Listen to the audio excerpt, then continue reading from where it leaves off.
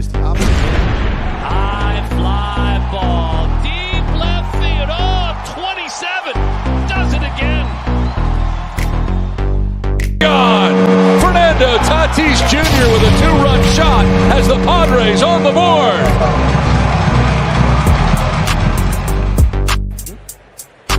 Ball and 2 strikes to Shohei here. Oh, Got it! 33! Oh, wow. Where did that one go? That's his 11th.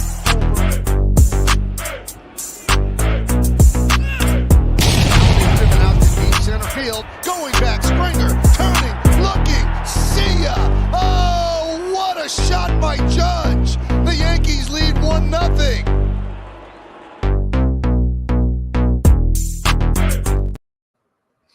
Hello, everybody, and welcome to episode number 41 of the Free Baseball Podcast. More off-season transactions to go through, some wallowing in Jake's sadness, some Christmas stuff, maybe. We'll see. That's so anti-Semitic. You're sounding Kanye West like it's the holidays, bro. At least say Hanukkah. It's Hanukkah right now. Resident Jewish man, Jake Crumpler here to ruin all the Christmas Thank fun. you. Happy Hanukkah if you're Jewish and you're watching.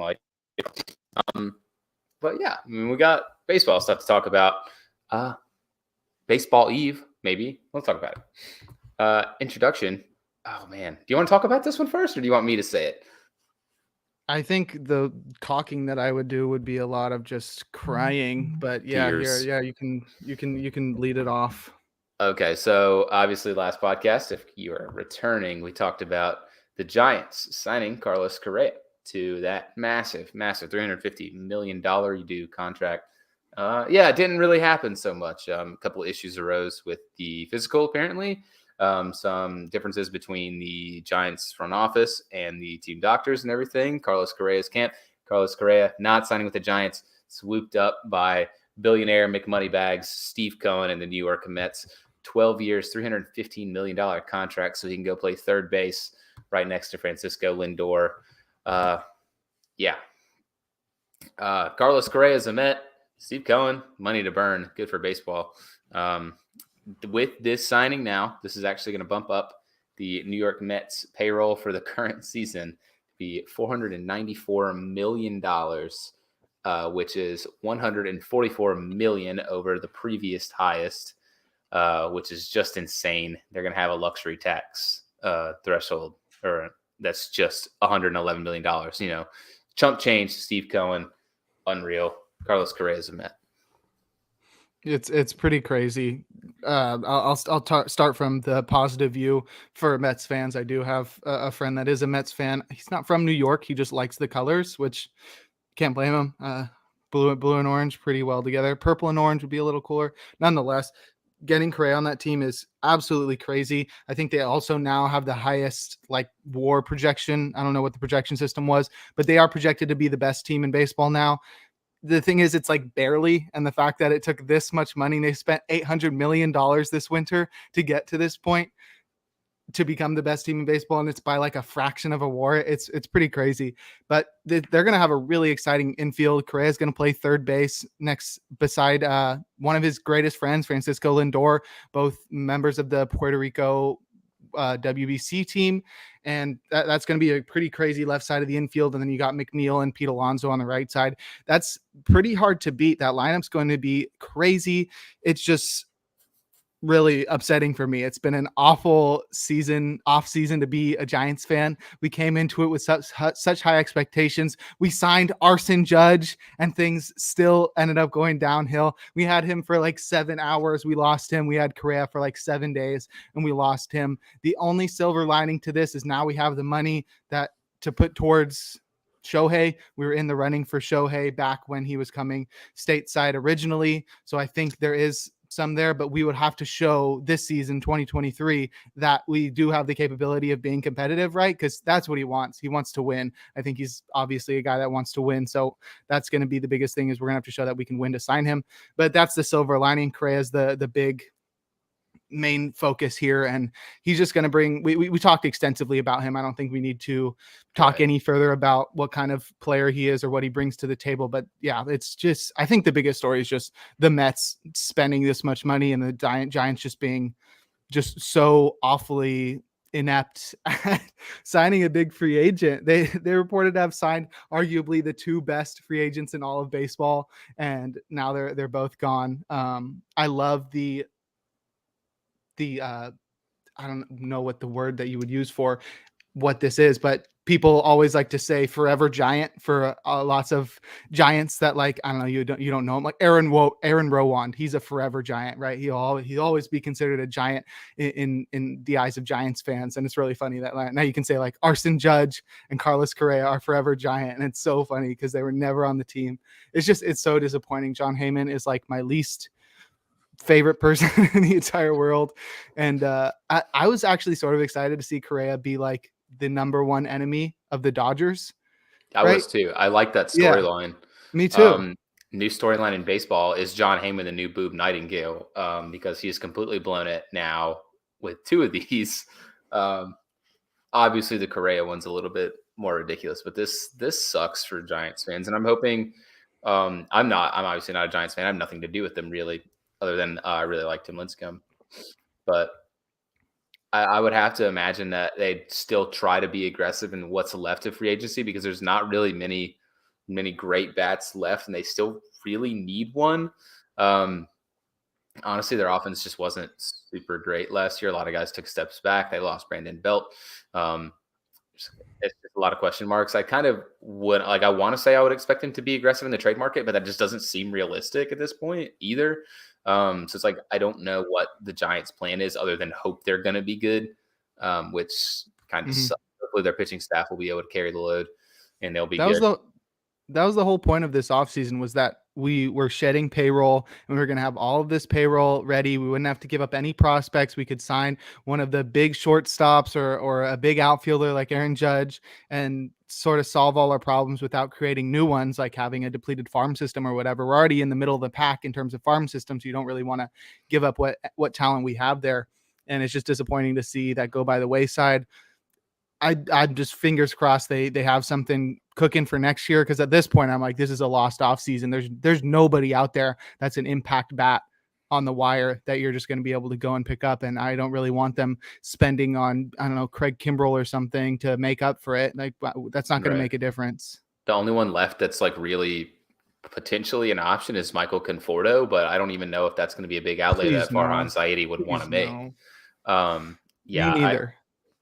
And they already signed the one big bopper outfielder with Mitch Haniger, so it doesn't really fit the plan either. This was just like awful. And honestly, it feels more or less like the Giants have a plan for next offseason, because they kind of got cold feet with Correa seemingly really quick.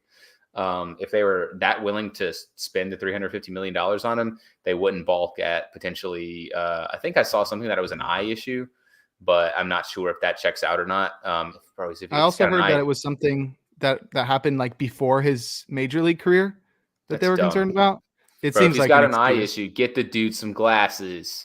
He'll be here. Fine. You go, Carlos. You can have mine. Get him some LASIK. Get him some contact lenses. Whatever you need to do for him. But that's just dumb.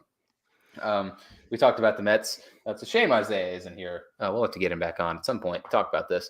But a little bit of cool baseball news. A lot of people won't care, but some will. The New York Yankees officially named Aaron Judge as the captain.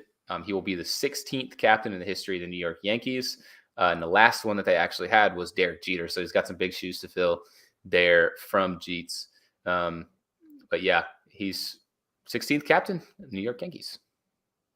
I literally have nothing to say. I not only do I not care about the Yankees, but I do not care about this. I don't think this is anything that's like major baseball news. I think anybody that's not a Yankees fan is like, great. Okay. Was he not already the captain? Anthony Rizzo obviously was, because he's the GOAT. Okay. He was until Judge signed the contract. That's true. I don't know. It's weird. Like, they don't put a big C on it. I'm pretty sure they don't put a big C on his chest. Like Jason Varitek used to have? Yeah. Like, I don't think they're going to do that. It's just kind of like, oh, he's the captain. All right, what else? So, yeah. Anyway, moving on. who cares about Arson Judge anyway? On to some off-season transactions that are not Carlos Correa. Big one. Adam Frazier signs with the Baltimore Orioles. Orioles adding dudes that play baseball to their baseball team. That's crazy. Yeah, this was one of the biggest. This is one of the ones I've been holding my breath for. So I've been holding it for a long time, and I finally let out a big sigh and said, "Dang it, why is he not on my team?" He's projected to bat ninth.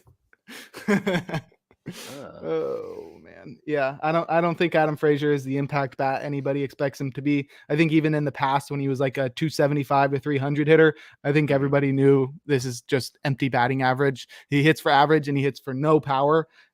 Even 2019, he only got to 10, which he also did in 2018. So he's not a guy that's ever going to show a lot of power. That right field in Baltimore is pretty nice, so that might help him reach that 10 mark again, but he seems like a 5 home run hitter. He only had 3 last year and he had an 81 WRC plus.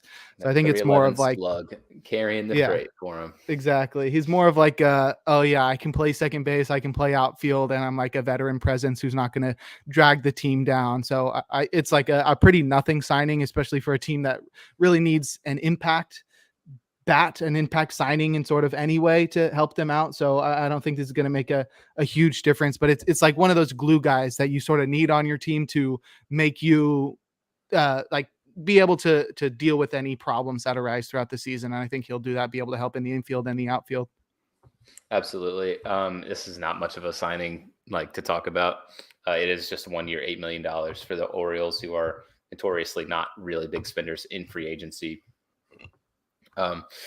On to another team. I guess you could call them small market, even though that's kind of going by the wayside. The Arizona Diamondbacks signed Scott McGough to a 2-year, $6.25 million contract. It's got a $4 million mutual option 2025, and it has a $750,000 buyout. Scott McGough spent last season in the NPB, Nippon Professional Baseball, I believe with the Tokyo Yakult Swallows. He's more of like a relief pitcher. He's a closer, really. But he was pretty good last year.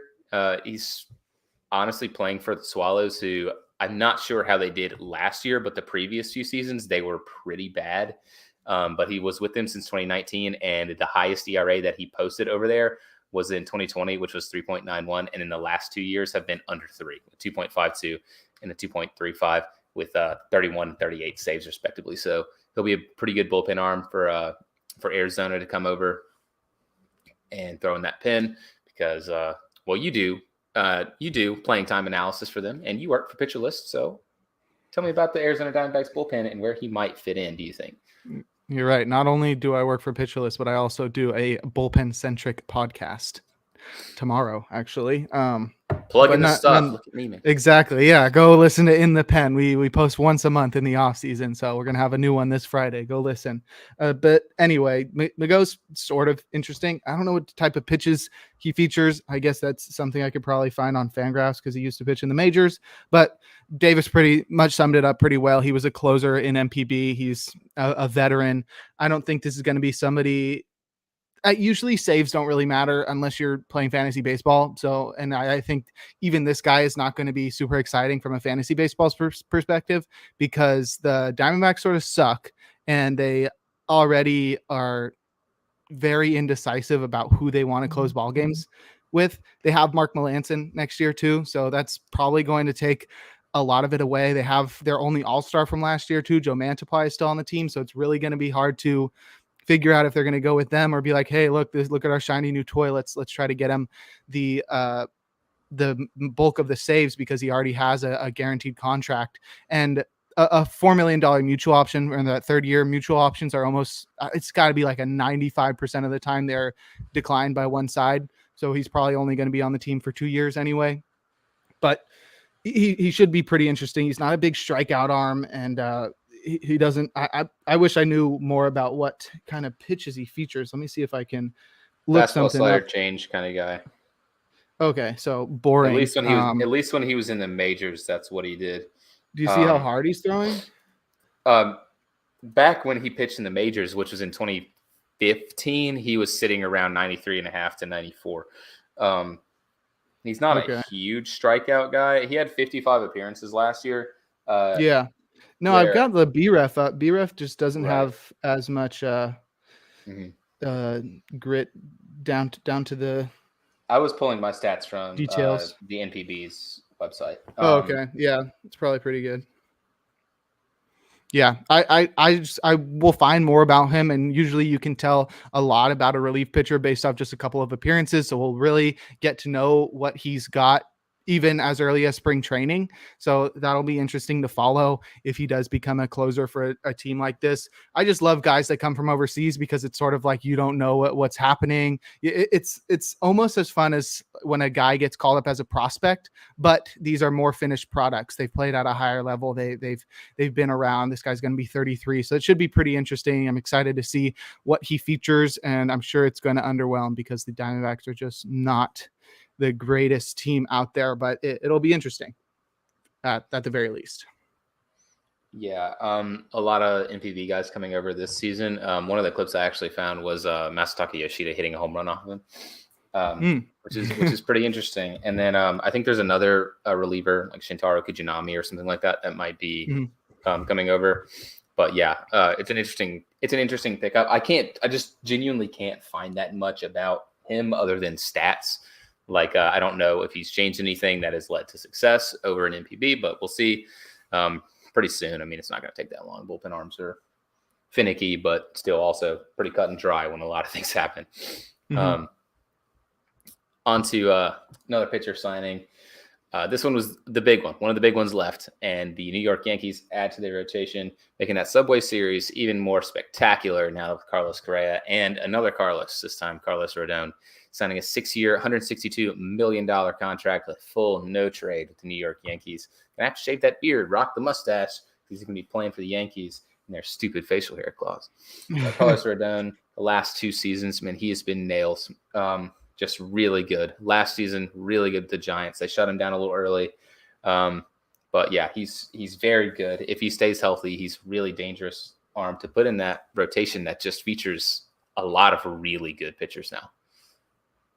This one's a dope for him. I think it's cool to look back at his numbers now after how negative we were last offseason. Yeah. Totally wrong. I will own up to that. Super stupid. Last season, he had a 2.88 ERA and a 2.25 FIP for the Giants. He's really, really good. And I honestly, the last 2 seasons, I know we look stupid. You know who looks the stupidest? The Chicago White Sox. Yeah, the Chicago White Sox for being like, yeah, I don't need him. He sucks. Get him out of here. Not even a qualifying offer. No qualifying offer. This guy sucks. Get him off our team. 1-year wonder. This is what he's doing. 6-year, $162 million. Blessing in disguise for Carlos Rodon. Gotta have Isaiah on to talk Yankees. Yeah, we'll have to bring him for like a review of the Yankees offseason. We'll do an offseason review at some point. I'm sure we'll have enough time for that once the signing slows down. Actually, a little bit off topic, but I don't know if you remember in past seasons where it would be like every single player is unsigned through like February, and now we've got almost everybody signed and we're halfway through December, which is very new. So we will have some time to talk about other things rather than just waiting for things to sign, or people to sign. But right now it's like the last 3 or 4 podcasts has just been like, here's 20 transactions that we've got to get through. But yeah, and nonetheless, Rodon's a great pitcher. I think it's really awesome too. I think it also gives some confidence that he nearly reached 180 innings last year. I think that was the big concern for us. Is he going to be able to stay healthy? Is his arm going to fall off? Is the velocity going to fall? And it never did. He averaged a higher fastball velocity than he did even in 2021. So I think it was a really great season for Rodon, and he really adds to a Yankees rotation that was already really good and now looks like one of the best in all of baseball. He'll be pitching alongside Garrett Cole, Luis Severino, Nestor Cortez, and my boy Frankie Montas. And I think people are talking about this top 4, and then they'll forget about Montas because he was so bad with the Yankees. 5 pitcher. He's probably the best 5 pitcher. He was so good with the A's. Everybody forgets, and I don't think it's just a ballpark thing. I think he'll figure stuff out next year, and that's going to be really one of the best rotations in baseball as long as everybody stays healthy. It's really going to be interesting because I feel like people consider the Yankees a more offensive centric team, especially over the last few years when they had like Stanton and Judge and Donaldson. And it would just seem like, oh, they're just going to get, and they had Gallo, we're just going to get all the big guys and they're going to hit a bunch of home runs and we're going to win. And that hasn't been the path to success. And now it's like, they're sort of looking like a pretty balanced team. It used to be like power hitting and power pitching out of the bullpen. And now it's like, oh, we actually have a really good rotation. We're sort of building our offense differently because they got the young players coming up like Peraza and who's the other guy? Cabrera and Bader and guys. Yeah. Oh, exactly. Yeah. And he'll be coming up at some point. But right now it's like, it seems like a pretty well-built team, and it's going to be pretty hard for, I think, the other teams in the division to keep up with them. Obviously, I'm going to be rooting for the Blue Jays. I would love the Orioles to come back, and I think the Red Sox are done for, and the Rays are going to find a way to make Zach Eflin a Cy Young Award winner. But right now, the Yankees are really looking pretty incredible with that rotation, and they even have a little bit of depth as well in the minor leagues and elsewhere. So this is a great signing. I think there's really not much left for them to do, to be honest. I think everything looks pretty solid. They could probably use one extra bullpen arm, but right now I think they're pretty set. They don't really have to do too much more. No, I still think their lineup isn't as good as it probably should or could be. Just like at least starting the season, if they're going to have to run out like Isaiah Kiner Falefa still at short. Gleyber Torres. They got Peraza. Well, yeah, but you're still banking on a rookie. Exactly. Yeah. Peraza and Cabrera, I think both of them are projected to be in the lineup. They got DJ too. They're going to find a way to get DJ in there. Right. Donaldson was kind of garbage last year. They have some depth, but like for me, it's not like super quality depth is my problem. Mm-hmm. Like one injury to that lineup, and it's kind of like, well, okay, well, you're starting Isaiah kind of left right now. And it's do you really, really want to do that? I do. Well, yeah. Well, you guys don't have shortstop anymore. Hey, Brandon Crawford is going to get 55-year-old Brandon Crawford. 10-year. They got to spend that money somehow. Have to. Might as well. Mm-hmm. Yeah, but I do like this move for the Yankees. I mean, it's obviously very good. Their rotation's really solid, and their bullpen, as always, will find a way to be good. Their lineup kind of repeating what they have been doing and not really relying on Judge and Stanton to build almost all of your offense, because a lot of the rest of their lineup, that's my issue with them, is they're very streaky hitters. And then that's kind of like, well, if your offense goes cold, your offense goes really, really cold. And I'm aware of that because that's exactly how the Chicago Cubs were built. And when the Cubs were trying to get back into the World Series, that's exactly how their offense was, where it's like, okay, well, you got Rizzo, who's consistent, but you have Baez and Bryant. Both of them are really streaky hitters. Adding in, it's like, then you need guys like Zobrists and LeMahieu's that are steady hands that can keep it going. So I think they're still lacking a little bit more of that. But, at their ceiling, they're insanely good. And you could potentially say like, okay, well, the favorite right now, at least on paper, could potentially be a Subway Series World Series, which would be cool if the Mets won. It'd be pretty bad if the Yankees won, but I digress. On to the next trade, which is also a Mets, next it's trade. Going to be a lot of Mets. On to the next move, which is a Mets move. The Mets signed Omar Narvaez to a 2-year, $15 million deal. It's got an opt-out after this current year for Omar Narvaez, who has been pretty solid in streaks the last few years, especially with the Brewers, to give James McCann, who is not very good at baseball, a run for his money at that starting catching position. Mm-hmm. I think this was one of the moves that they sort of needed to make because – actually, now that I think about it, because they got Francisco Alvarez coming up, and I think he's going to knock Narvaez into a reserve role. I think they're going to move McCann, even if it takes. He's awful. Now. Nobody wants him. Just release him. Yeah, but here's the thing: they're not going to release him, though. I think if anything, they could try to get some sort of salary like respite to a team that genuinely will buy a prospect to take McCann's terrible contract. Like honestly. I could see them buying a very good reliever or something from a team, honestly, like the Diamondbacks would be pretty gnarly if they got one of the higher leverage relievers, maybe even like Mantiply. If it's like, okay, Melanson. We'll give you McCann and Brett Beatty for, a decent level prospect and a good reliever. Because where's Brett Beatty going to play now? Didn't even consider that. Yeah. Now that Correa is there. that's why I want the Cubs to do that trade. Like, that's why I've literally been saying, we've been talking about it in the group chat. So you guys If only the Cubs had good relievers. the Cubs do have good relievers. And they have good Please, young well, Rowan controllable Wick. relievers. You can have Rowan Wick.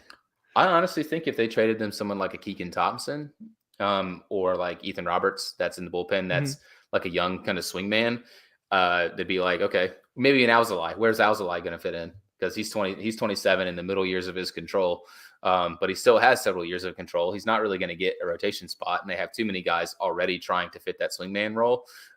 Send the Mets Alzolay, take McCann because the Cubs need a catcher, and buy Brett Beatty because they have a hole at third. So there you go. Fit that in there. Honestly, that sounds great. I would actually be really happy if the Cubs did something like that, because I think Brett Beatty's actually got a lot of potential. I do too. And now the Mets have nowhere to play him, but their top prospect and one of the top prospects in baseball, like you said, is Francisco Alvarez.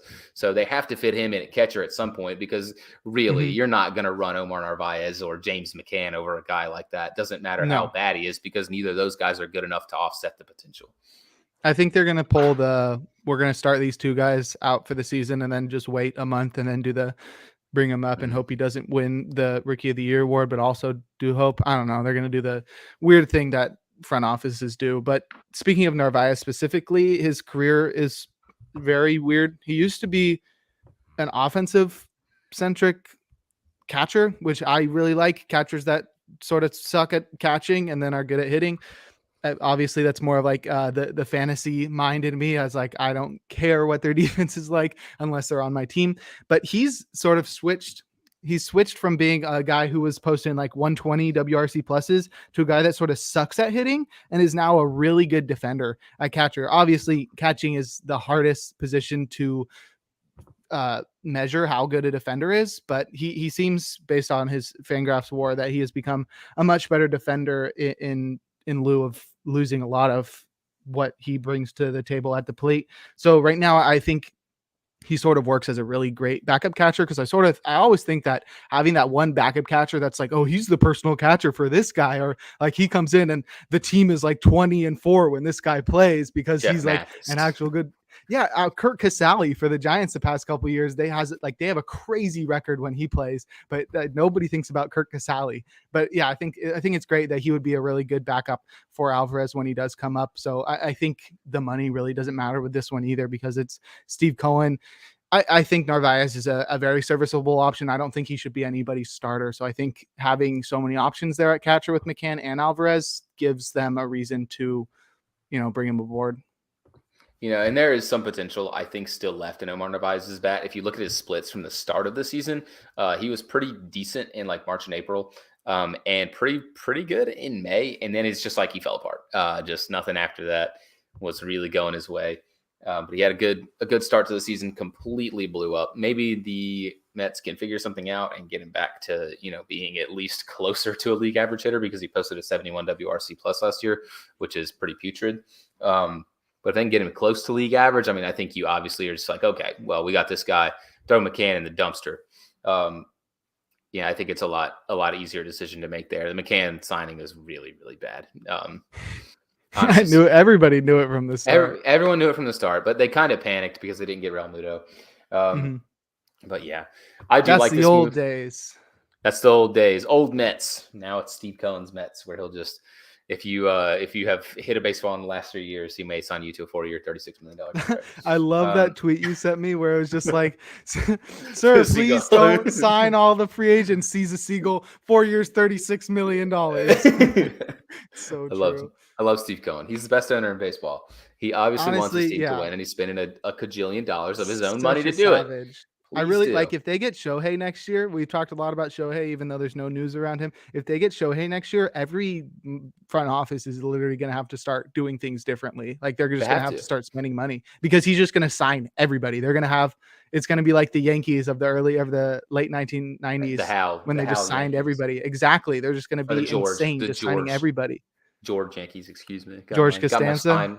No, the George Steinbrenner Yankees. Not the Hal Steinbrenner. Also the George Costanza. Yeah, you won the World Series in 5 games. Yeah. So win it have been 3 with the money he's spending. Yeah.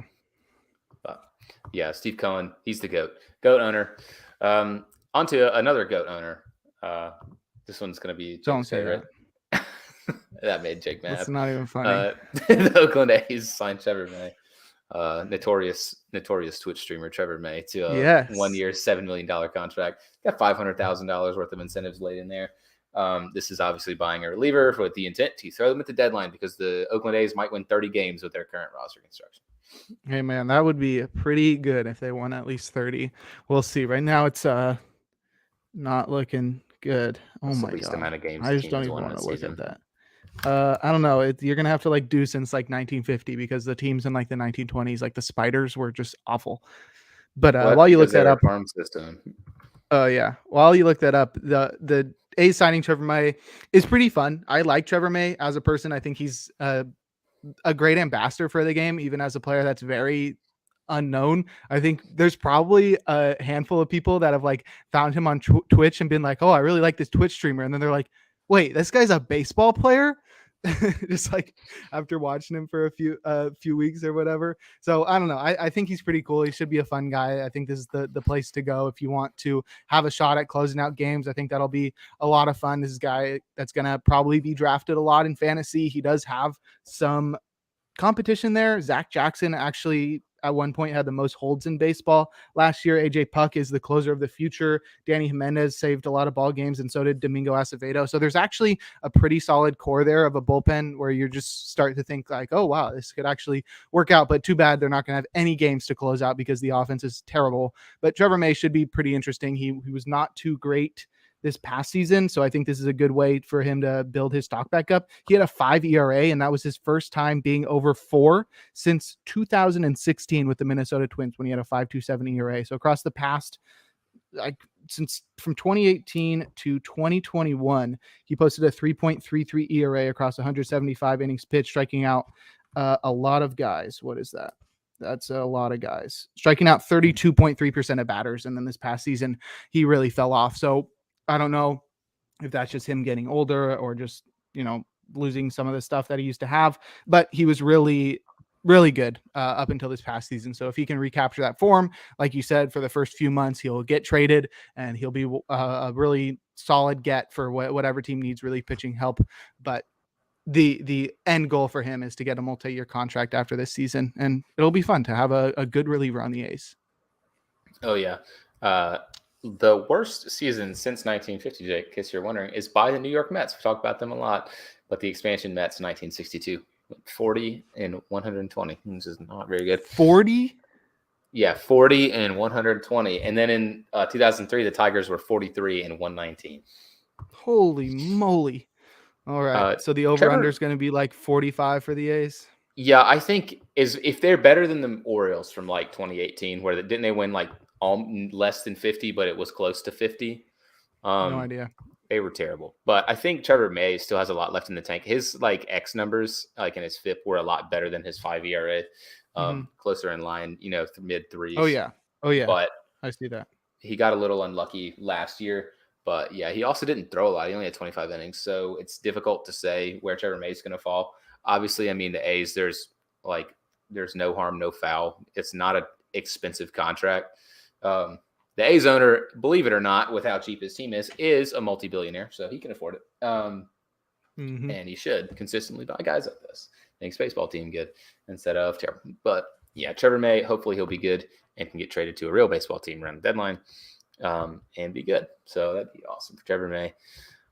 On to this next move, another 1 year kind of prove it deal. We talked about Trevor May, kind of want something like that, a little similar. This time it's a podcast favorite, at least one of mine at least. I love this guy. The Twins have signed Joey Gallo to add to what's left of the Bomba squad. Maybe he can reinvigorate that offense and find himself a little bit again. Gallo, everyone knows he was terrible last year. Everyone knows what kind of hitter Joey Gallo is.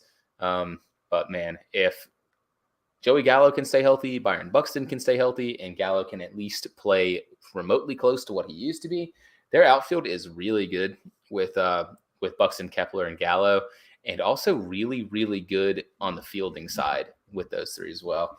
I'm a big fan of Joey Gallo, and I really, really hope he figures it out again.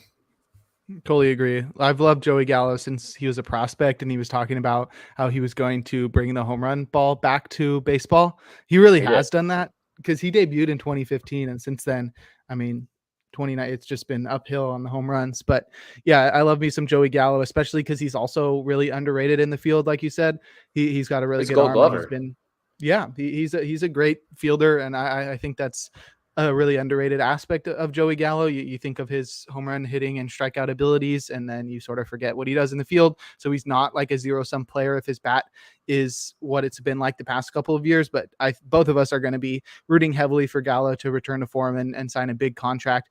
I think this is the year to buy in on him, though, because you do have the shift being banned. Oh yeah, I And forgot that about seems that. to be the big thing holding Gallo back the past few years is he's like, well, obviously I'm going to pull the ball and hit it for a home run. Sometimes I'll do the bunt down the third base line, but that's what kind of player he is. I mean, if you take that away from him, he's sort of just not a great player. If he's trying to spray the ball all over the field, he's not going to bring much to the table. So I think now with the shift, I don't think the shift is going to be as crazy as people think, because you can sort of just, I mean, it's just going to be like a few steps different for wherever the shortstop has to line up next to second base.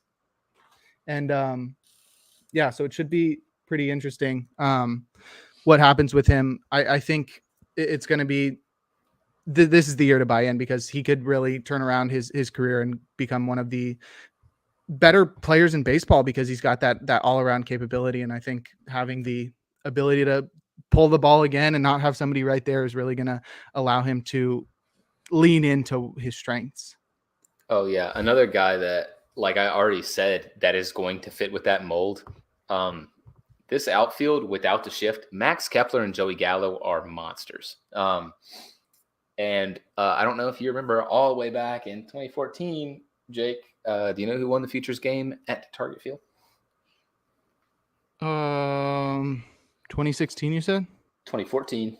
Oh, well, I'll take a wild guess and probably say Joey Gallo. Yeah, he won MVP of the Futures game at Target Field, so he has a little bit of experience sitting there and hitting well. He hit an absolute bomb there. But I don't know. I'm all in on Gallo. I really like him. When maybe it's like a Yankees curse or something, he was a lot better with the Dodgers after he got moved. But still, I would really, really want to hope that he'd be better than what he was with the Yankees and the Twins. I mean, the contract isn't very expensive. It's 1 year, $11 million. So like, that's not expensive. If the Twins are bad, they can move him again. So it's no harm, no foul, kind of a prove it deal. But I would bank on Joey Gallo returning to form. He's never going to be a guy that's going to strike out realistically less than 35% of the time. He's going to walk a lot. He's going to hit a bunch of home runs, never hit for average.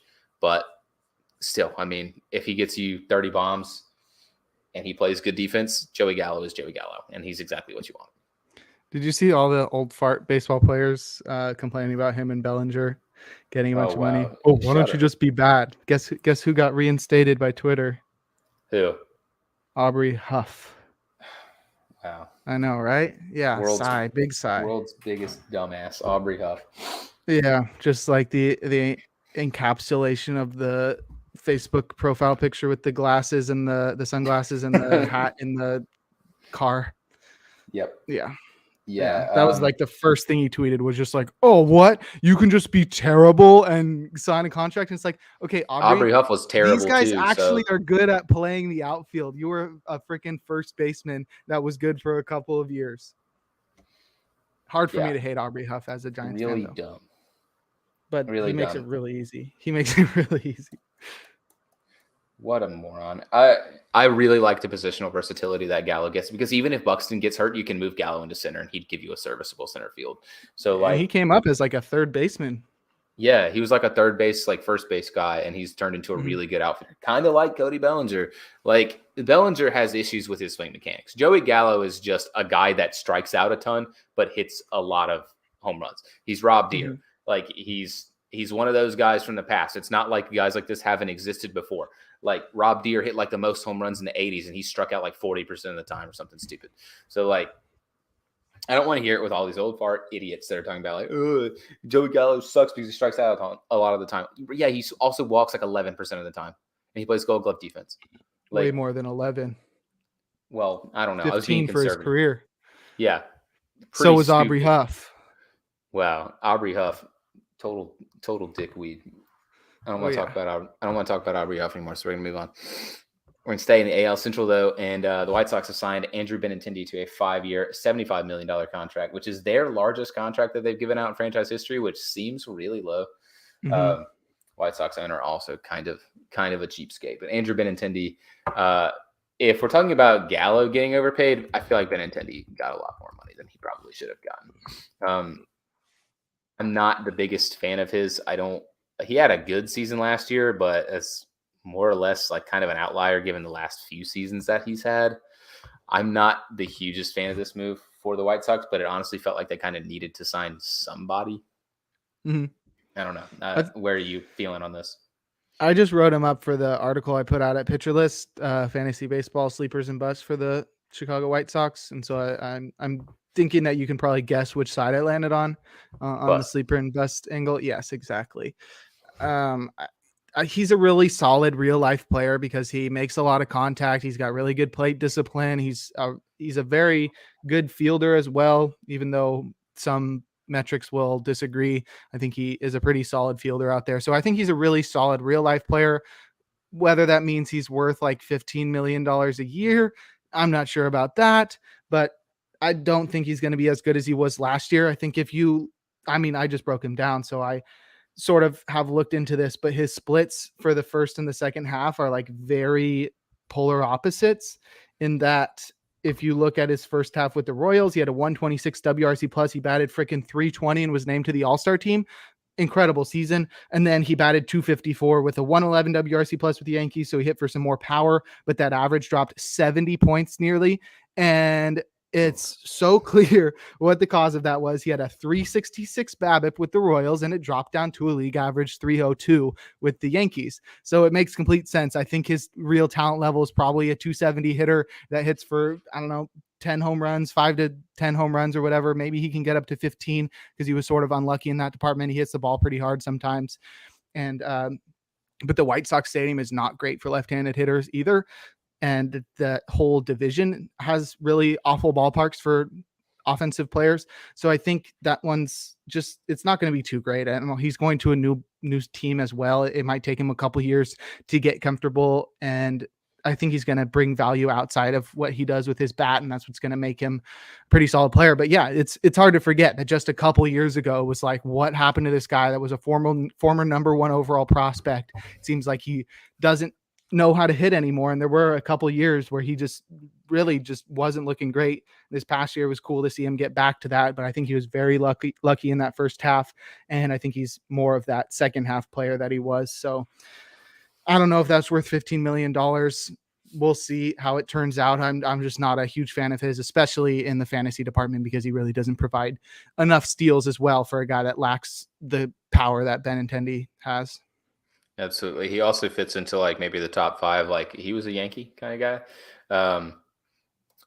In a few years that he'll be highly regarded in that list, like McCutchen and Encarnacion and Corey Kluber. McCutchen was the first one I thought about too. Yeah. Mine was Corey Kluber because he didn't have the beard and he looked weird.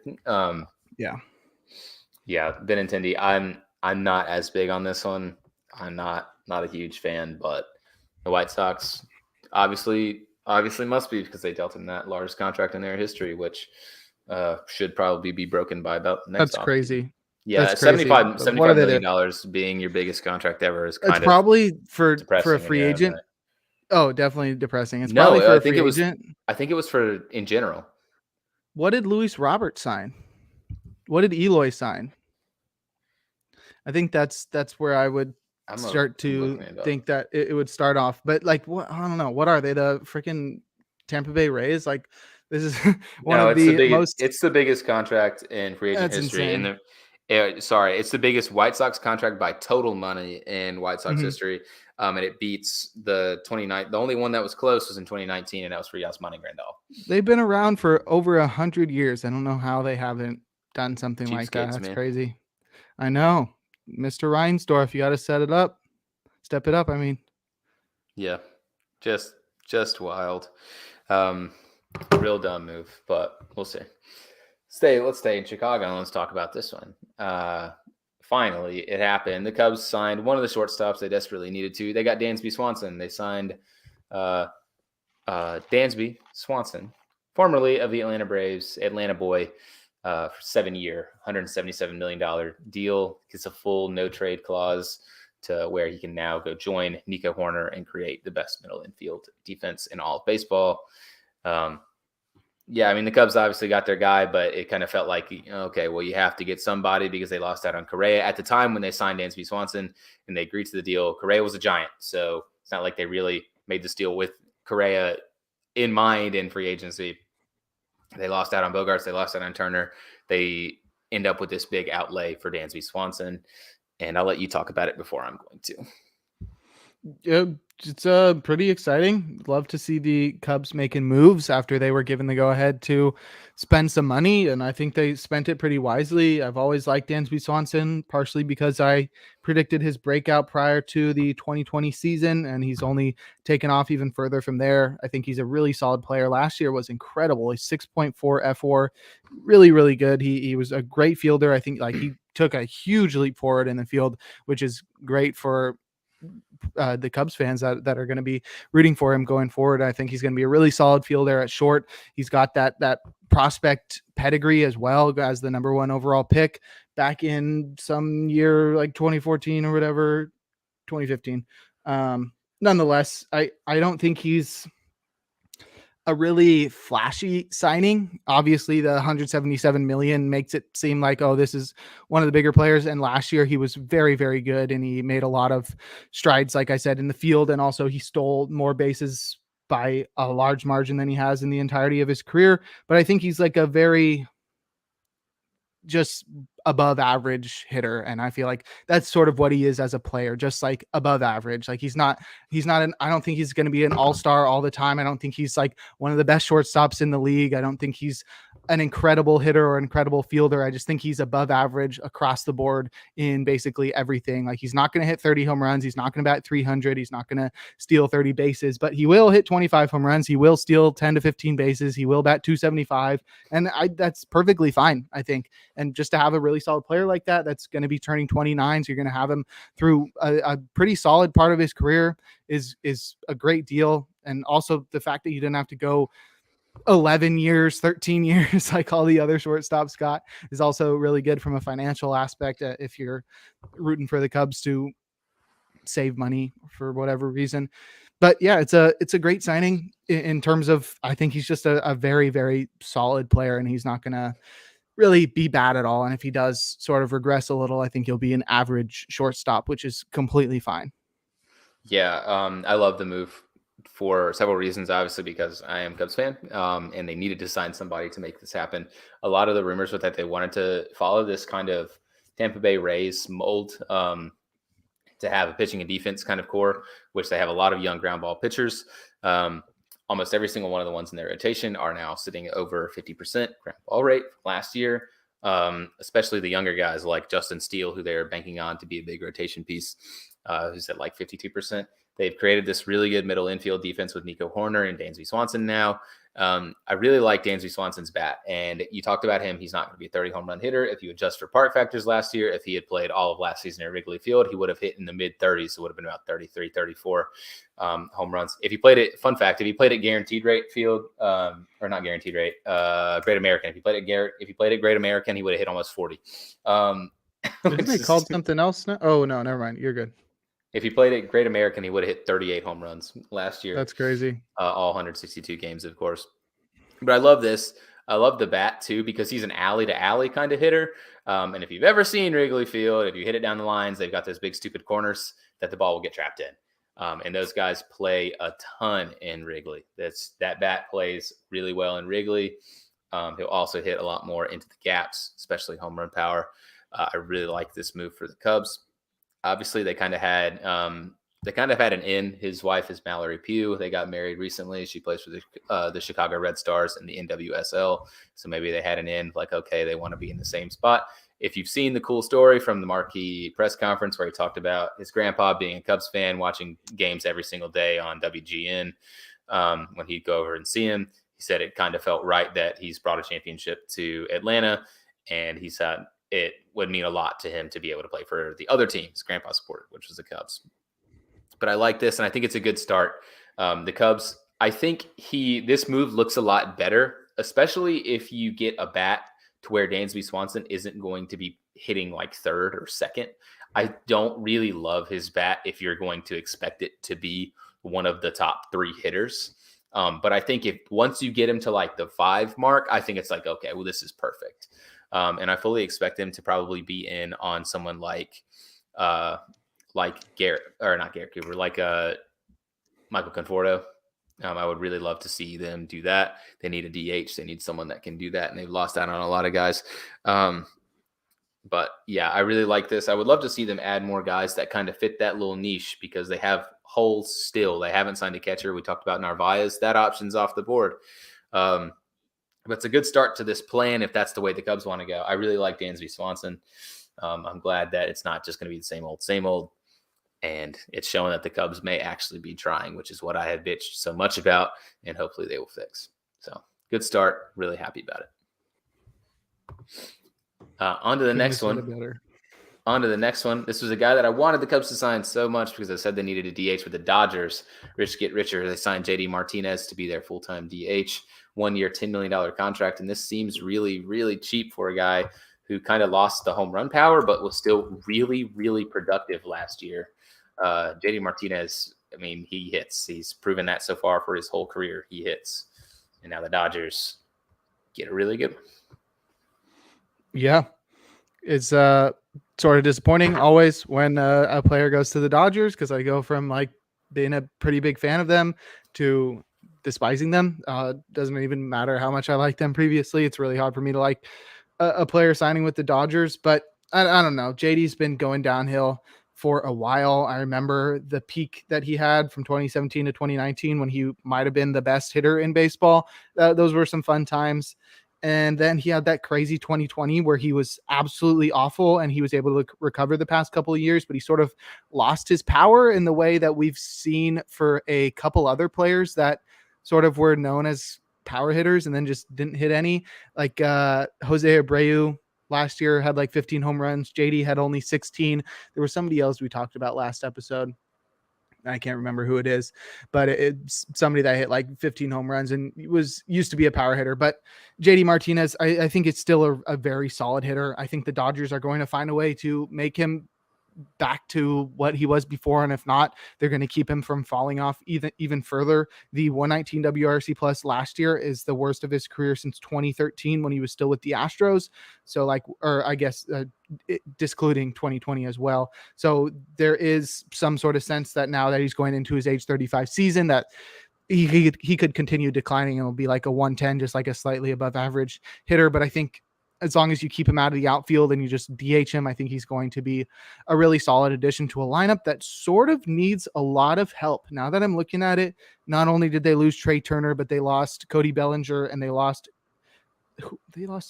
Justin Turner as well. They've been losing guys all over the place, and that offense is starting to look pretty not great. Like the top half is great with Betts, Freeman, Will Smith, Muncy, and JD. And then you've got the bottom half of Gavin Lux, Trace Thompson, Chris Taylor, and James Outman.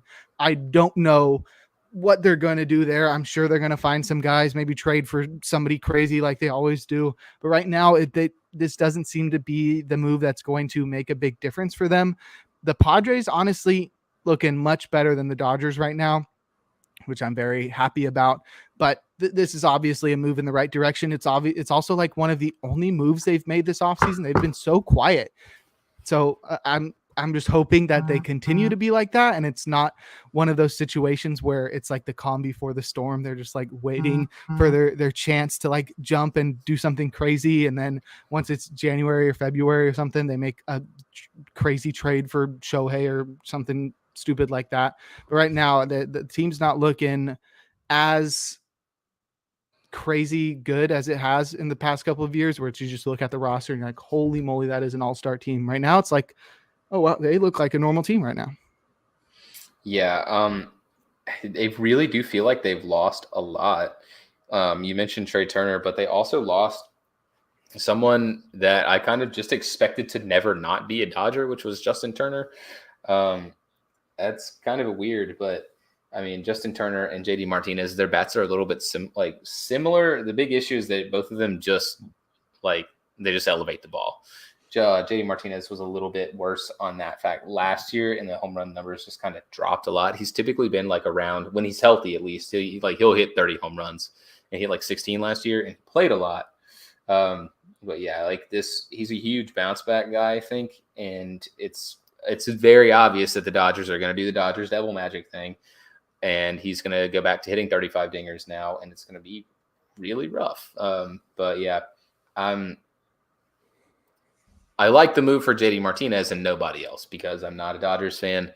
If you're a Dodgers fan, awesome, you got JD. But yeah, he's obviously now he's old. He already was a miserable fielder. He's going to be a full-time DH. You can't really expect him to do anything but hit now.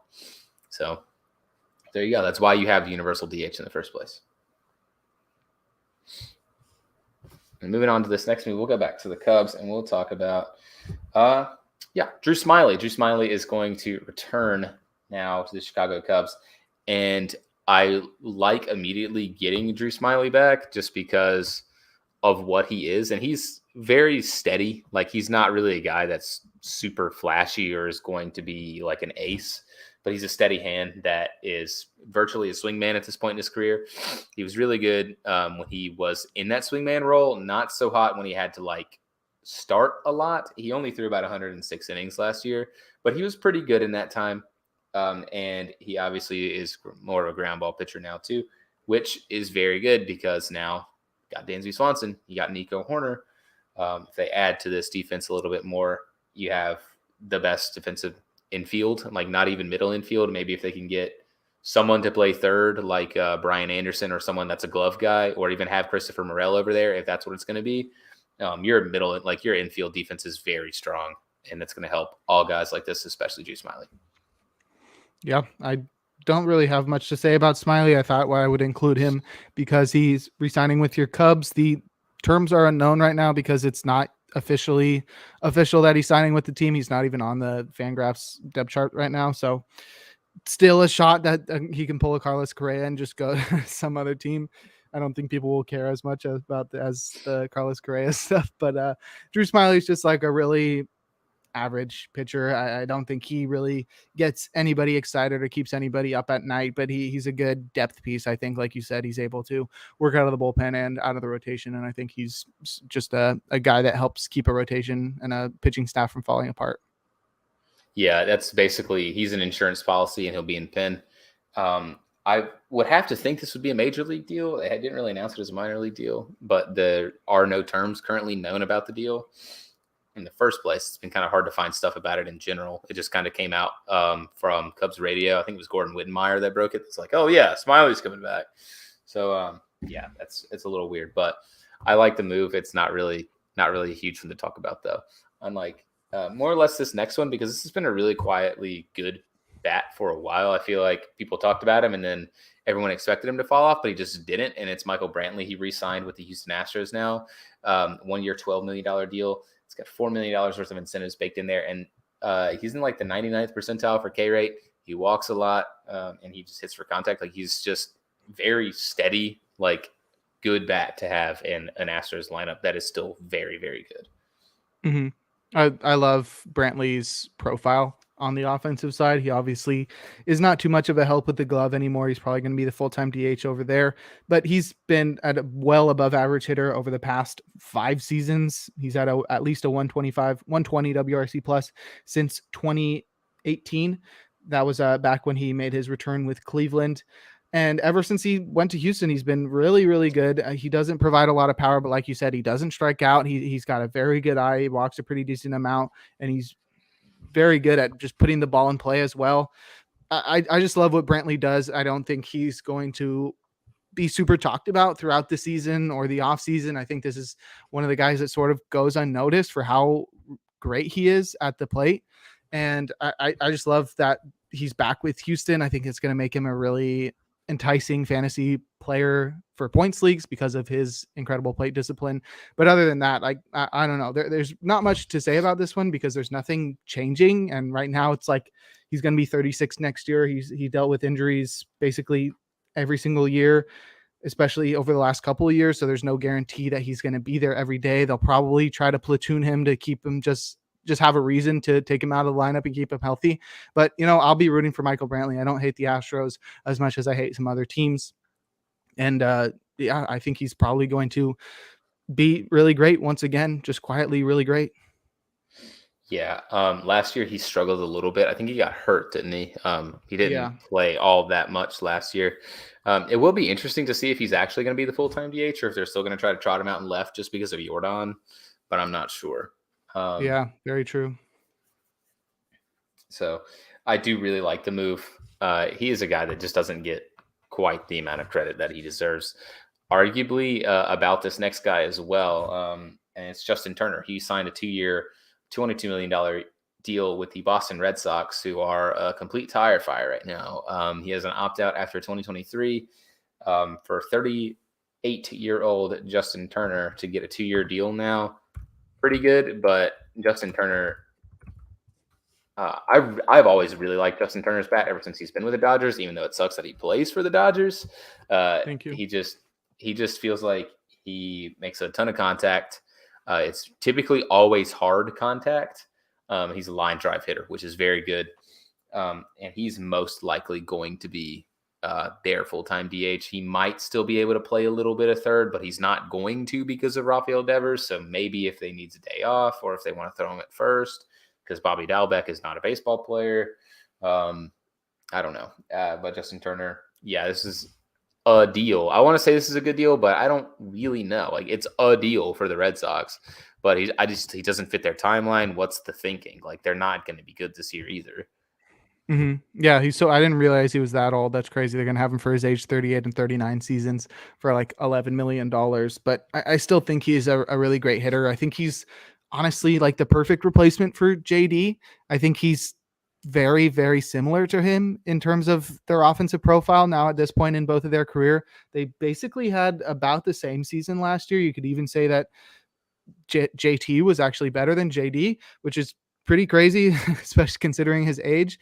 But he was another one of those players whose power numbers fell. He hit only 13 home runs last year, but he still posted a 123 WRC plus nonetheless. He strikes out well below the league average, has a pretty solid walk rate. And I love what he brings to the table at the plate. I think he's just so consistent over the last, I don't know, like, holy moly. He's been with the Dodgers for like 8 years or whatever, and he's just been so good. He never has posted a WRC plus below 123, which is crazy. And he's had a lot of 150 WRC pluses over the years. He's just a great hitter, and he's been so for a really long time that it's hard to expect him to just fall off. He had a really slow first half last year, so I thought there was sort of an inkling of doubt, like is this the end for him? It ended up not being the end because he really turned it on in the second half and was one of the best hitters. And I think that what makes him even better than JD, I said he was a perfect replacement in terms of his offensive value, but he actually provides some defensive value, right? He can at least play the field. Like JD, he's just a placeholder out there sort of in left field. Right. Justin Turner can play first base. He can play second base. He can play third base, and he can play it pretty average. He's probably a lot worse than he used to be nowadays, but I think he brings more value to the team. But like you said, it's hard to tell what the Red Sox are doing. Their starting lineup's pretty solid, but they don't have too much depth. Their catching situation's pretty bad. I don't have much trust in their rotation, and the bullpen's actually looking pretty good, but it's going to be a really, really tough division. I don't think this is the big difference maker, but he'll definitely help keep them out of last place. Right now, they're definitely better than the Orioles. Yeah.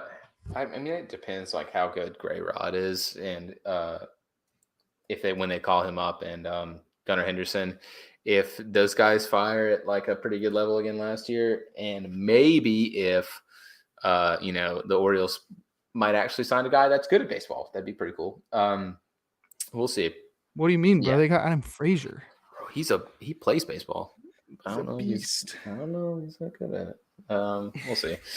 I don't get it, especially because there's a bunch of rumors going around that the Red Sox and Devers camp are kind of far away, and Rafael Devers is going to be a free agent next year. Like the Red Sox honestly feel like they're a year away from completely imploding. And this kind of felt like a Shane Bloom signing a guy to sign a guy deal, even though Justin Turner is good at baseball. He just doesn't really fit their timeline because. Did you call him Chaim as a joke? Huh? Yeah. Did you call him Shane Bloom as a joke? Yeah. That's his Okay. name. Okay. I was just making sure. I was just like, Yeah, I know his name. Okay. Thank you. Shane Bloom.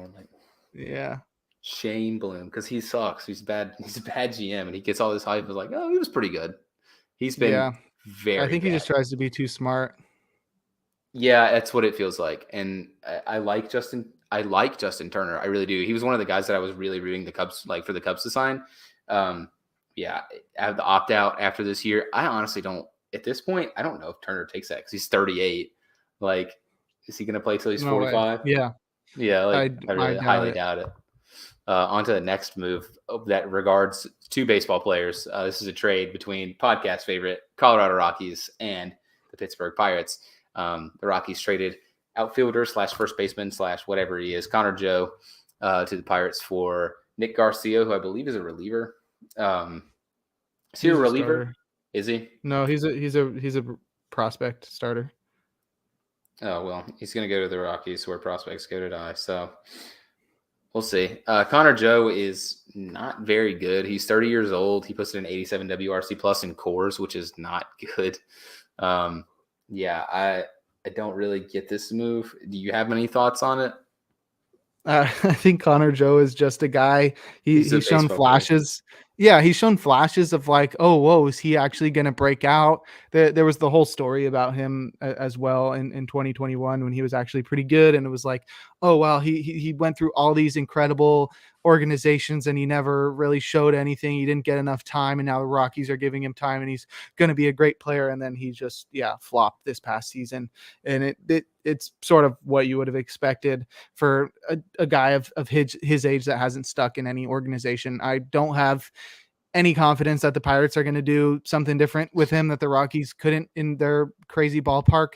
And Nick Garcia going the other way is, I don't think he's an incredible prospect as well. A 3.66 ERA last year at high A across 113 innings, not a ton of strikeouts, nothing that really stands out. Obviously, I can't see too much about his minor league stats on Fangraphs, but hard to trust the Rockies player development, especially with pitchers. So I think this is one of the trades that doesn't need to be considered too much. I really think Connor Joe's going to be forgot about next year. Nick Garcia is just going to be some guy that pitches for the Rockies at some point and gets destroyed. Yeah, I completely agree. So let's go ahead and move on. We'll stay in the Rockies division now. We'll talk about the Padres. They have signed Seth Lugo, formerly of the New York Mets, to a 2-year, $15 million deal. It includes an opt-out after 2023, and it's got a $7.5 million player option for 2024. Seth Lugo, I feel like I don't know much about Seth Lugo, despite him being in baseball for like a hot minute now, since 2016. But it feels like he came up as a reliever, right? And then he just never really worked. And then it's like, okay, no, he came up as a starter. You mean? Oh, as a starter, excuse me. Now he's a reliever, and he's a pretty solid one. But the Padres bullpen was not all that good last year. Outside of the back end was very good, but they need guys. I've always loved Seth Lugo, and I think it stemmed from him being one of the relievers I put on my team a few years ago in fantasy, and he was one of those guys that could pitch multiple innings and was really good. He had a really great 2018 and 2019. 2018, he had 101 innings pitched, and he only started 5 games. He had a 2.66 ERA that year, and he followed up with a 2.70 ERA. The past few years haven't been as successful. He's settled into more of like a 3.5 ERA type guy, which I think is fine. He struck out less guys last year, but I think he's like a really solid reliever. The thing is, they're going to make him a starter. I don't know if you heard that, but really, they're going to transfer him back to the rotation. So I don't know how that's going to work out. Yeah. Lugo's always been a guy who doesn't throw incredibly hard, but has one of the craziest curveballs in baseball. It's just like some crazy amount of spin rate. I think one of the highest spin rate curveballs in the league. So I think that's what makes Lugo interesting. And I just love that he's able to go multiple innings and has just been one of the most consistent relievers over the past 5 or 6 years. But outside of that, it's sort of up in the air what he's going to do in the rotation. I obviously think he's still got the ability to turn it around and, like, I don't know, add some length to his game and show that, I've got some stamina or whatever, but it's really hard to tell. You can sort of look at a player and be like, oh, when he moves to the bullpen, he gets like a 1 to 2 mile per hour bump in his fastball. And then you don't have to like rely on him. Like, oh, look how he does in the first 2 innings of a ball game. It's really easy to tell. But like, when you're going back the other way, it's really hard to be like, oh, I can tell by this, he's going to lose 1 mile an hour on his fastball. And then all this other stuff is going to play differently. I don't know. It's sort of just like a coin flip, like if it's going to work, but they've got depth out there. It's sort of going to be like him and Nick Martinez are the same guy, but Lugo hasn't started in here, so this is sort of confusing. Yeah, I honestly don't like the move if they're going to try to make him a starter. It doesn't make that much sense for me. I mean, obviously the Padres rotation is not super great anymore. They've kind of lost several guys out of it, but I'm not too confident because that typically doesn't go well. Like, especially guys that haven't been relievers. It's different between being a swingman and being like a full-time reliever for so long. And now it's like, okay, well, we're going to stretch you back out. You're going to be a starter now. That doesn't really usually go so well. So I don't know. Maybe the Padres, they can figure it out and he'll be really good next year, but I don't know. Yeah, we'll totally be rooting for him. Oh, yeah. Talk about another one. I think this was a pretty unsung signing, and I was really happy about this for the guy because I liked him a lot as well. And the Royals signed Jordan Lyles. It's 2 years, $17 million deal, and it's got a bunch of performance related incentives in there. Lyles is a guy that's kind of been pretty solid, but never really caught on at a lot of places. But yeah, now he's going to be pitching for the Royals in a rotation that really kind of needs some help. I like Lyles. He's never been great anywhere, but I've always wanted him to be good. I feel like if you gave him the right situation, he could end up doing a pretty good job with the Royals rotation outside of like Singer, really. I know they had a lot of young guys last year that they expected to be good, and not many of them really panned out to be so. Mm-hmm. Yeah, I don't think there's much to say about Lyles. I think he's one of the most average pitchers out there. It's pretty weird that they would give him 2 years on a guy that you probably didn't need to go that far. He was probably like, no, I'd rather be like a number 8 starter for a competitor. And they were like, okay, what if we give you 2 years? He's like, oh, fine. But yeah, I don't know. I don't think this is going to be a game changer right now. He's listed as the SP1 for the Royals, which I think says all you need to know about that rotation. But yeah, he's just like a 4 or 5 ERA guy that doesn't strike anybody out and is able to eat a lot of innings. He's just going to be there. And once in a while, he'll have a really good performance. And most of the time he gives up 4 runs in 6 innings or whatever. And that's fine. Like, you need pitchers like that. And I just don't think he's going to be taking them to the playoffs and pitching game 1 of the wild card series or whatever, game 1 of the World Series, and just like completely shutting down a lineup. I think he's just a very, very, very average player, maybe even below average, but not too exciting. Nah, not really. Royals figure again to be very bad. Like they have been for basically since 2015 at this point. Yeah, let's go back to the Padres. Talk about a good baseball team. And the Padres signed DH / I guess, does he really even play anything like utility anymore? Or is he more of a full-time DH? But they signed Matt Carpenter, the mustache man, salsa boy, whatever you want to call him. He's got a 2-year, $12 million deal. Really cheap for this guy, I thought. It's got an opt-out after 2023. And then for 2024, it's got a $5.5 million player option. And then they gave him very weird bonuses, but they has a $500K bonus for reaching each of 300, 350, 400, 450, 500, and 500 plate appearances in both seasons. So if he manages to stay healthy and get a lot of plate appearances, he'll get a lot more money. Yes, this is one of the most interesting signings. I think it's going to be really cool to see what Carpenter can do next year after just an incredible comeback season this past year. He had 3 straight seasons where he was well below average as a hitter, and he's getting up there in age. He's about to be 37, but this past season, I'm pretty sure everybody remembers he took the world by storm and just was incredible for the Yankees. The man had a 217 WRC plus, which I was just looking at, and that just blows my mind how incredible he was. Absolutely crazy. Obviously, he's not going to hit at that level, even though like it wasn't even BABIP driven too. I think a lot of it might have been helped by the Yankee Stadium dimensions, but either way, he figured something out and he came back really strong. And then his season got cut short by injury, which was very disappointing. Even as a Yankee, I was still rooting for him to do really well. And now he goes to a very, very exciting team where he sort of has a very clear fit there as the everyday DH. And if he can keep this up, it's going to be really incredible. Just like a career turnaround. I think everybody thought he was done, and he's come back and was like the best hitter in baseball last year on a per plate appearance basis. But that's crazy. And I think he really lengthens that lineup. And this is like what's making them sort of that step up ahead of the Dodgers right now, is just adding sort of smaller deals like this, where it's not like, oh, Matt Carpenter, that's like, oh, I'll sign him for $100 million. It's going to be like a huge game changer, but just like some guy that's just going to be there and lengthen the lineup in the way that he does. So I'm excited to see if he can keep it up. If he doesn't, obviously they didn't expend too much money on him and he is pretty old, so it would sort of be expected. But either way, it's going to be really cool if he turns things back on, and then it's just slam Diego all over again when they get Tatis back.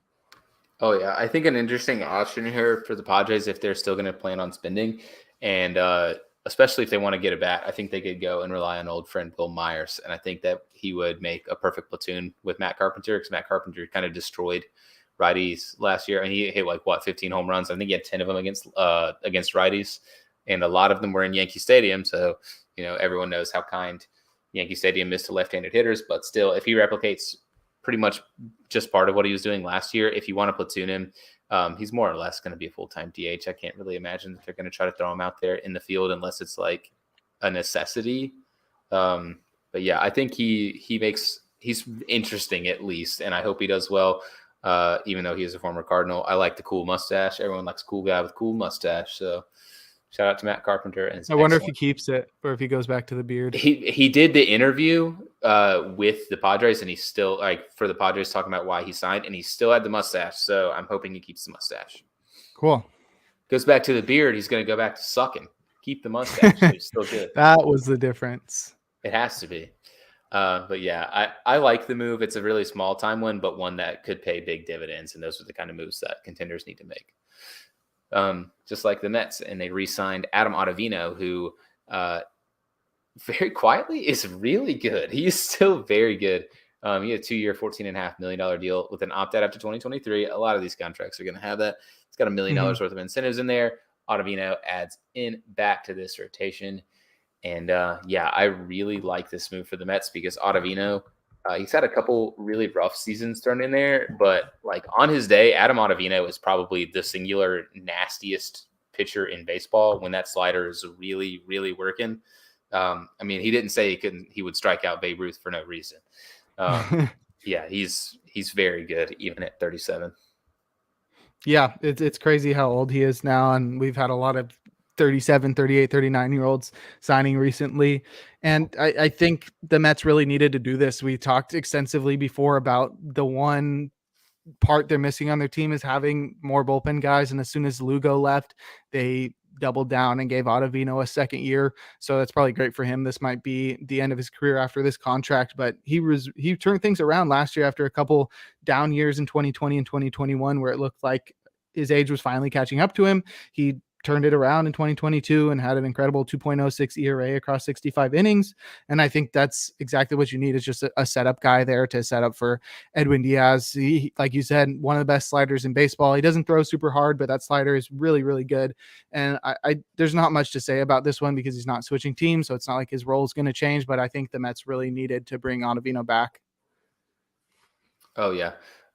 He was really good last year too. He had 2 ERA, and then his underlying numbers more or less match that. Ottavino, he's really good. And like you said, the Mets bullpen, if anything with the team, it was the weakness, and he just adds to that and kind of hedges their bets against that. So, I mean, it's Steve Cohen's league, and we're all just watching it at this point is what it feels like. So moving on, this guy, the A's signed a really interesting pitcher, and I'm actually thrilled about this one for them. I even sent you a mini thread about it because the Cubs had a small link to him, but the Oakland Athletics have signed Drew Rosinski to a 1-year, $3 million deal, and he has a $5 million club option for 2024.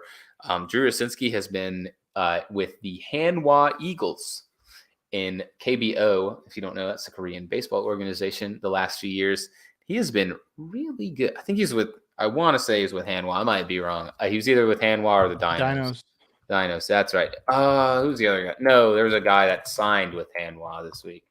But yeah, he was with the NC Dinos. In case you didn't know, when everyone was watching baseball, when they had KBO in 2019 and 2020 for the COVID year, the NC Dinos actually won the league that year. So Korean baseball champion Drew Rosinski conquered everything over there. He's going to come over here and take over Major League Baseball now. Yeah, I'm pretty excited. He's obviously not making a lot. You said 1 year, $3 million club option for 2024. That's a pretty great deal for the A's. I think Rosinski should have been sort of more coveted out there. I agree. How old is he going to be? He's in his early 30s. I think he's like 33. Okay. I don't know why but it doesn't say it on BREF. Let me see if it's on FanGraphs. Oh, wait. Yes, it does. I was just scrolled over to the right. I'm an idiot. He will be 34. But yeah, he's seems like he's got a pretty solid pitch mix. It's like, I think his best talent is getting ground balls, which that'll play in any league. And I think even if the ground balls go down a little bit, he'll be very successful. The A's have a good ballpark for pitchers as well.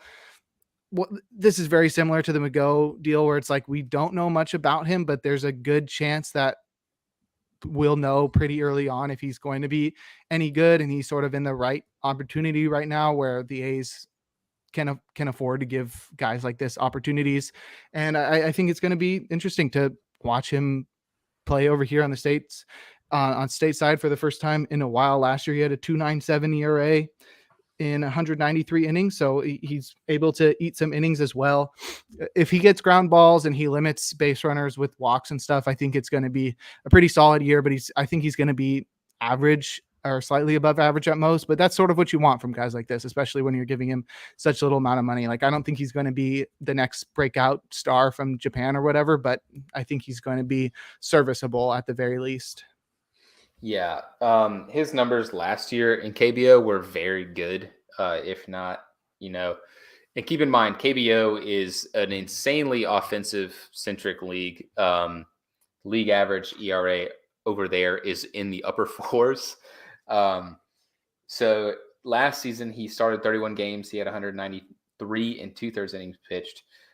He struck out about 24% of guys.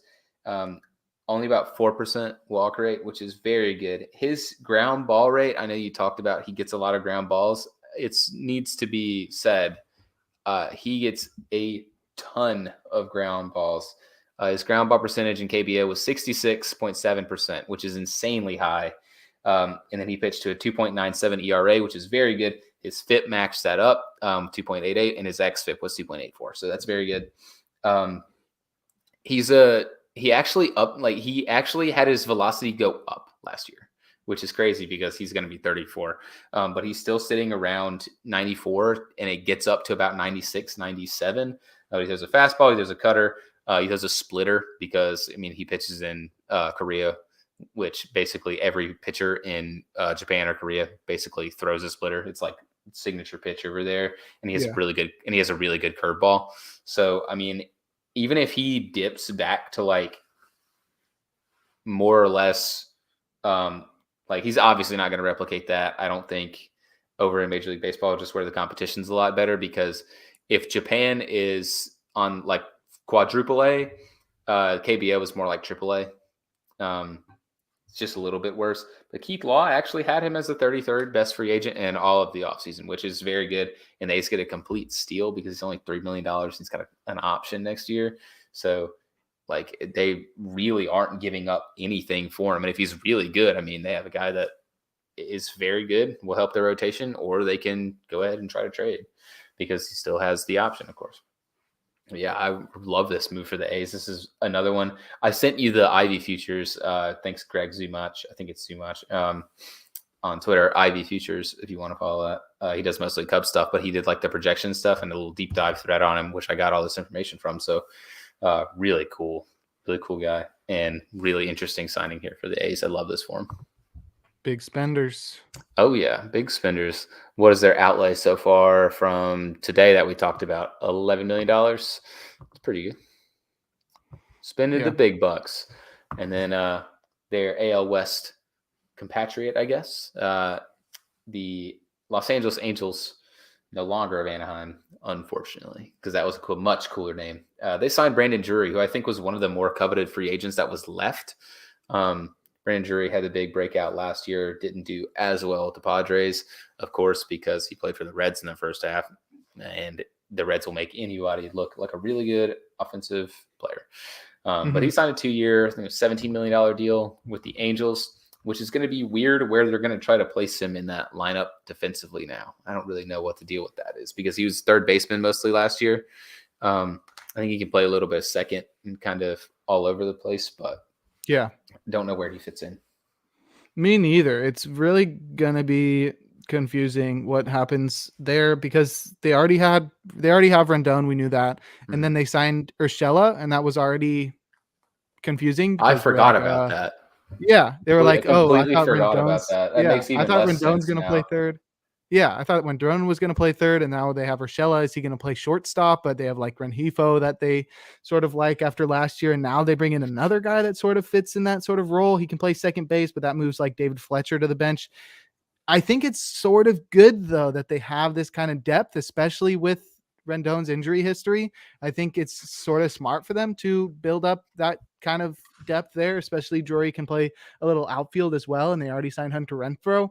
I really love how this lineup is coming together. Obviously, the Angels have been able to put some great lineups together and have sort of struggled on the pitching end. So it'll be interesting to see how they sort of supplement the pitching staff just a little bit further. But right now, I think it's a pretty solid signing. Like there's never anything wrong with just adding more and more talent to a team. Drury is somewhat up in the air, like you said, about how good he actually is. Is he the first half with the Reds that was an all-star, or is he the second half with the Padres that was sort of average? He's always been below average for the entirety of his career. This was his big breakout season at the age of 29. I don't think he's going to be as good as he was last year, but if you look at the changes he made and you look at his StatCast metrics, it's a lot different. He bumped up his barrel rate like 4% and was just hitting the ball a lot harder than he used to. And I think that's going to be the big thing. Is this going to stick? Are the Angels going to be able to get that first half out of him? If they do, then it's going to be a great signing because that's a really cheap deal. I had a friend that like was predicting a bunch of contracts, and he predicted Drury for 2 years, $35 million, which is double what he made.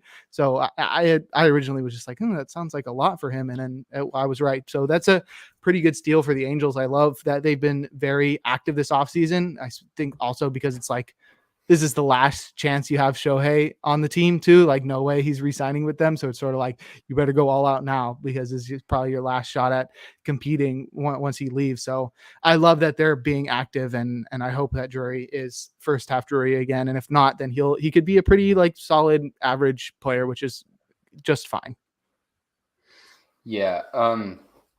I saw a really wild trade suggestion, and I wanted to hear your thoughts on it before we kind of move on. They need to address the pitching side, and they kind of have it's very clear that they need to try to make a move towards being good at some point.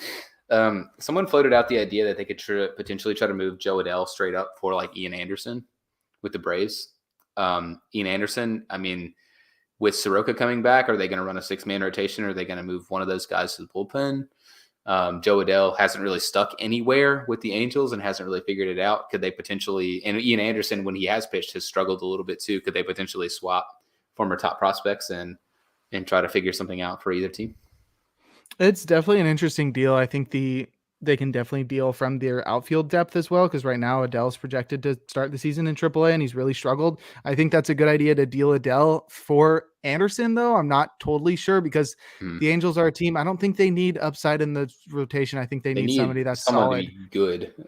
Exactly. Well, I think they'd supplement it with like Anderson and someone like a steady hand. I honestly think like a huge fit for their rotation that would be really good would be Greinke. Greinke is more or less like league average now. He struggled a little bit with the Royals last year, but I mean, he played for the Royals. Everyone last year with the Royals was bad, outside of our lovely Italian lads that we love so much. But like I don't know. They need to do something because, like you said, it's very obvious. This is their last year with Shohei. After that, they're basically dead in the water. They're going to go back to being pretty bad again. Mike Trout is still locked up to that major deal, and they're basically going to lock in that they're going to completely waste Mike Trout's career unless they trade him. So I don't know. I would very much love for the Angels to be good because I want Mike Trout and Shohei to succeed. Like I think everybody that watches baseball that's not like an AL West fan really, really wants the Angels to do well, to see those two generational talents like actually have a chance at winning something. It's just their current roster construction. They have a lot of guys that are good, and I like the Drury signing for them. It's just like fitting all of those guys in the lineup every day seems kind of like a tough task. Totally agree. But on that note, we're actually out of stuff to talk about. So I think it is more than time. Talked about a lot of bullpen arms, but I think it's time we bring in the closer. If you don't know, every podcast, we always bring in the closer at the end to close it out and get this nice little baseball history lesson. Oh, yeah. We got a fun one today. Just creating the banner real quick because I forgot to do that. And here it is. We've got Jose Valverde in to close out this podcast. This is a guy that I remember growing up as one of the best relievers in baseball. During a 12-year career from 2003 to 2014, he played with the Diamondbacks, Astros, Tigers, and Mets. He was from the Dominican Republic, so he was an international signing. He had the nickname Papa Grande. I don't know if he got that later on in his career. Usually a young guy doesn't have the nickname Papa, but he's a big guy. He threw in the mid-90s with his four-seamer and then also featured a forkball or splitter, as some might call it. So he was a two-pitch pitcher, but he really had a lot of success. He debuted in June of 2003 against the Padres, during which he pitched an inning, allowed 2 hits and a run with 2 walks and 3 strikeouts. So he struck out the side, but struggled elsewhere. And those walks would definitely define his career, but so would the strikeouts. He had an incredible rookie campaign at the age of 25, looking like a future closer. He had a 2.15 ERA across 50 innings pitched, and that 2.15 ERA was a career best in his first season. He also had a career best 0.99 WHIP, so he really started off on good footing. He had 10 saves as well that year. He also hit a double on the first pitch he saw in his career, so a really great start to his career. And then he was sort of injured a lot in his sophomore campaign, pitching to a 4.25 ERA, but he still managed 8 more saves. He was officially named the D-backs closer in 2005, during which he pitched 66 and a third innings with a 2.44 ERA and 15 saves. So another great season, but then he struggled in 2006 again. So he sort of got that on and off theme going, and there was even a point where he was sent to AAA. So it was a really bad 2006 season. He had 49 innings pitched that year with a 5.84 ERA and 18 saves. And then his career really took off in 2007 across 64 and a third innings. He had a 2.66 ERA, and he led all of Major League Baseball with 47 saves. He became the Diamondbacks all-time saves leader in June, which is pretty crazy. I mean, they were an expansion franchise, but he did that in a very short time. And he was also named to his first All-Star team that year as well, finishing 6th in NL Cy Young voting and 14th in NL MVP voting. And then he was traded immediately to the Astros in December of 2007. The D-backs received Chad Qualls, Juan Gutierrez, and Chris Burke in return. So it was a pretty solid, even trade on both sides. And then he had another great season in his first year in Houston. Across 72 innings, he struck out a career best 83 batters with a 3.38 ERA, and he led the National League with 44 saves and the major leagues with 71 games finished, and he finished 24th in National League MVP voting. And 2009 was a bit different because he was pitching around an injury, but he still had success despite that. He pitched 54 innings and had a 2.33 ERA and 25 saves. So obviously he wasn't as good as he usually was, but he still was very successful despite pitching through an injury. And then he hit free agency after that season and signed with the Tigers for 2 years and $14 million. That came with a club option for $9 million for the third year. He had a great first half in his first season in Detroit, pitching to a 0.94 ERA, and he set a franchise record with a 24 inning scoreless streak. I think he passed,